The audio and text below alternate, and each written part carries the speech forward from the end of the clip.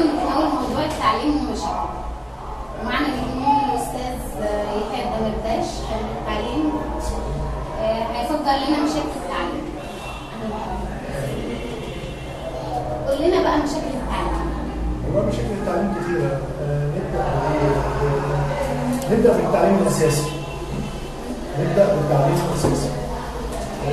التعليم الأساسي في بلدنا بياخد حاز كبير قوي من المصاريف والتكلفة بدون جدوى للطالب. التعليم الأساسي مشكلته في بلدنا حاجة واحدة، إن هو كل المواد فيه لحد سنة 6 أو لحد الأولية، كل المواد فيه بيخرج منها إجابة القراءة والكتابة. ما تجيش مثلا حد يقدر يقول لك أنا خرجت من سنة 6 ابتدائي مثلا وأعرف أكتب اسمي.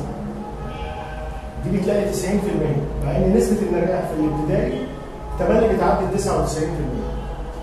يعني نسبة النجاح في الابتدائي بتعدي 99%. إزاي ما تعرفوش؟ ازاي دي؟ علشان انا ليا باع طويل قوي في مجالس الامناء واعتبر اباء عامل خطه كده. يعني كتير قوي من الناس كل ما اعرضها بتاخد رفض. يعني انا يهمني الطالب، وقبل ما يهمني الطالب يهمني المعلم اللي بيلقي عليه التعليم والجمله. المعلم اللي هيعلم، المعلم ده هو ميزان التواصل بين الطالب وفكره. طب حضرتك في مشكله من الاداره نفسها، ممكن المرتبات بتاعت المدرسين مش كافيه ليهم، علشان كده ان هم بيجبروا الطالب ان هو ياخد مجموعه، ياخد دروس في المدرسه نفسها؟ والله دي حضرتك دي حجه من حجج المتفشيه في عمليه الثراء الفاحش، وانا اسف، للمدرس. انت عندك مدرسين كتيره محترمه قوي محترمين جدا، وبيدوا ماده علميه محترمه قوي في الابتدائيه بالذات. احنا بنتكلم عن الابتدائيه عامه عشان هو ده اهم البذره والنوايا اللي انت هتطلعي منها العالم والدكتور والمهندس والصنايعي برضه اللي هيطلع وحاجات كتيره، والمتسابق من التعليم، كل ده في البدايه. ماشي؟ القصه كلها بتتراوح ان انا باجي احط لك ايه؟ ان العيشه غاليه، ان المرتب مش مكفيني. فجيت سنه حوالي 98 كده جم اقترحوا اقتراح محترم قوي. قال لك احنا هنعمل المجموعه، ومن خلال المجموعه دي هندي للمدرس بدل ما بنديله جزء هنعمل للمدرس اكبر جزء اللي هي 80%، وندي للاداره 6%. المهم بيشكلوا ال 100% دول 80% ياخدهم المدرس من المجاميع، و6% مش عارف الاشراف والوزاره، وقصه كده بقيه ال 20.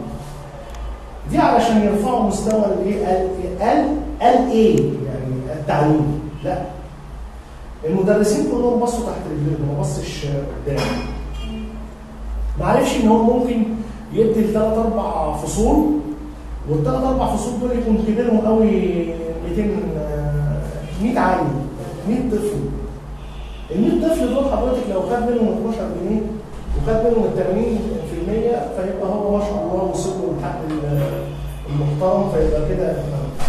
فهنا تدخل الفرصه ان هو بدل ما يدفع وياخد ال 12 جنيه من اللي بتحددها الوزاره، يعمل المجموعه كلها في التعليم الابتدائي. الطالب ممكن تلاقي مدرس الفصل بيدي 4 مواد، انجليزي وعربي ورياضه وعلوم، والدنيا زي الفل ماشيه. المدرس الوحيد اللي بيدي ماده منفرده هو الدين، بس مفيش. يعني حتى مدرس الدين مفيش. فتلاقي مدرس العربي بيدي دين، تلاقي مدرس العربي بيدي رياضه. ازاي ما تعرفيش؟ ما اعرفش، انا دي شفتها وممكن اثبتها يعني، وعندي دلائل كتيره يعني. طب حضرتك دلوقتي انت حضرتك اتكلمت فيه ان في سنه 6 ابتدائي ما بتعرفش تقرا وتكتب. ده بيطلع عندي اولى اعدادي ما بيعرفش يقرا ويكتب. طب حضرتك ده تأثير من الغرب للمصريين مثلا؟ ده تأثير من التعليم.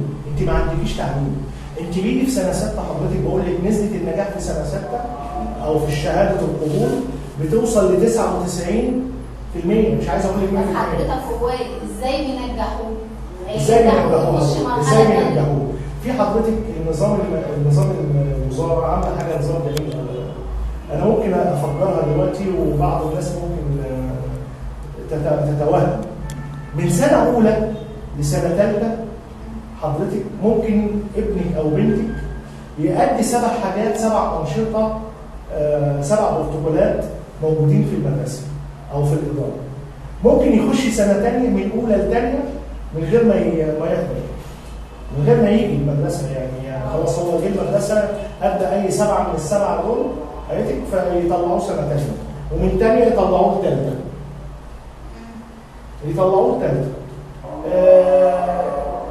حضرتك فمن هنا يبقى ما فيش تعليم. لكن الخوف كله من التعليم ان ولي الامر يعني بيتحط تحت ضغط ان لازم الولد يتعلم، فلازم ياخد ماده علميه. فيجي المدرس يقول له مثلا ايه؟ انا هديله العربي والحساب والرياضه ب 100 جنيه. غصب عن الطالب. غصب عن الطالب. لان هنا برضه الطالب، هنا برضه ولي الامر حاطط في دماغه، والمدرس حاطط في دماغ ولي الامر ان الطالب ده مش هينجح لاني انا بتحكم في اعمال السنه. في طبعا وزاره التعليم موافقه على الماده. طبعا هم اللي حاطين القانون. حاطين القانون وليس بيعملوا بيه. حاطين القانون بفعاليات ان انت تاخد حقك، وان انت لو اتجازيت عارفه اقل جزء لمدرس علشان خاطر تعدى حدوده وادى دروس زياده ولا عدد زياده. هم بيحطوا في الفصل على فكره الوزاره بتجيب 10 اطفال او 10 طلبه عليهم 2 مجانا، يعني 12. دي اللي اسمها المجموعه المتميزه. المجموعه المتميزه دي حضرتك هي كل الدنيا، كل الادارات فيها مجموعه متميزه، ما فيهاش مجموعه عاديه. اولا يعني المجموعه المتميزه دي حضرتك على اقل عدد فيها وانا بقولها علني، اقل عدد فوق ال 40 فصل كامل. يعني ياخد لو هو بيدي 3 فصول تلاقي ال3 فصول بياخدوا في فصل واحد مجموعه. فاهمين حاجه؟ فما بالك فاضرب العدد ده، فتلاقي ان مدارس الابتدائيه تملي المبلغ فيها محترم مع انه قليل. يعني ال 100 جنيه دي حضرتك اللي بياخدها هو بياخد ال 100 جنيه على الثلاث رياضه وعربي وحساب مثلا، بياخدهم مجموعه.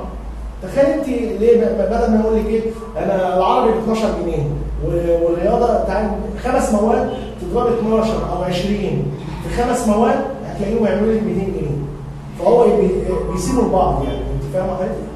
يعني كل واحد مسؤول عن ماده ماشي حلو او الالف زي ما بيقولوا بتاع الفصل. فالمدرس حضرتك بيقسم بقى الشغل. بتاع الرياضه ممكن يدي علوم، بتاع العربي ممكن يدي دين. ما هي المشكله دي انت خدت بالك؟ فبيقسموا الشغل ما شاء الله. يعني تقسيم الشغل ده في الابتدائي. عايزاني ايه بقى؟ اجي انا في سنه 4 او في سنه 6 اللي انا كنت افتكر انا من مواليد 59 على فكره. كان زمان 4 فيها سقوط. يعني لو ما جبتش تسقط تعيد السنه. تخيل السنه دي بقول لحضرتك الايام دي حضرتك من سنه الله اعلم يعني بتحديد انا فاكر 98 97 ان مفيش سقوط. الدنيا تطلع عشان خاطر. تعالي بقى في الامتحانات بتاعه الابتدائيه وثانيه وثالثه بيكتبوهم على السبوره. ده اذا كمان ما خلوش يكتب له كل حاجه بتتكتب على السبوره حتى القبول. فتلاقي نسبه القبول عاليه قوي. تلاقي العيال جايبه مين بقى فيهم الشاطر اللي تلاقيه عايزه تعرفي في اول سنه في اي مدرسه في اولى اعدادي بيبقى المدرس لفينا اللفه تاني بيتحكم في الطالب بنسبه الاعمال السنه اللي هي ال4 درجات اللي هو بيحطها. سمعت مدير المدرسه بيقول يا استاذ زكي ان هو بينجح الاطفال عشان ما يجيش اطفال كتير يعني تكدس يعني. لا حضرتك ده راجل مخطئ. ده لو بقول كده راجل غير اكاديمي، ده المفروض يعني انا ما اعرفش. بصي الحجج كتير، الحجج من اول مدير المدرسه الابتدائي والوكلاء والاستاذ، حجج كتير قوي. الحجج كتير لحد ما توصلي لحد الثانويه العامه. الثانويه العامه بقى ناس راقيين شويه، ارقى شويه في المستوى، لانه خلاص الطالب بقى اصبح النهارده اولى وثانيه عنده، لا اما وزاره تخلي اولى وثانيه مرحله، لا اما الثالثه يقسموها على اثنين، فبقت مرحله. فيجي بقى يبتدي الراجل يركب بقى عربيات 4x4 ومرسيدس. ليه بقى حضرتك؟ لان هو في الثانويه العامه ما بيعتمدش الطالب هنا على النسبه المئويه.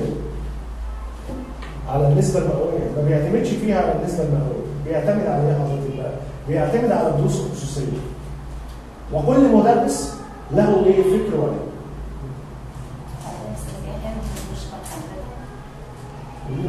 يعني. حضرتك انا تحت امركم في اي وقت تاني ونكمل الحديث مع بعض ان شاء الله. هو في مشاكل كتير يا استاذ يحيى بسبب الدراسه ومشاكل الاطفال، وحتى تصرفات الاطفال ما بقتش تعليم ادب زي ما كانوا الادب فضلوه على العلم، ففي حاجات.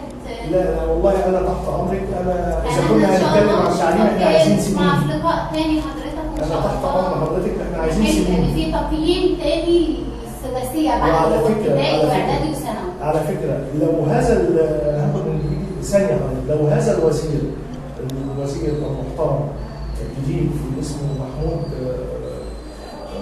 معلش يمكن ده بين الاسم، بس هو الاستاذ محمود يعني راجل محترم قوي. لو بهذا الفكر، خلي بال حضرتك، اتمنى ان هو يختار المستشارين بجد. مش شرط ان هو يبقى من تعليم يا سياده الوزير، على فكره مش شرط. خلي بال حضرتك مدارس الامناء فيها عمالقه، فاتمنى يعني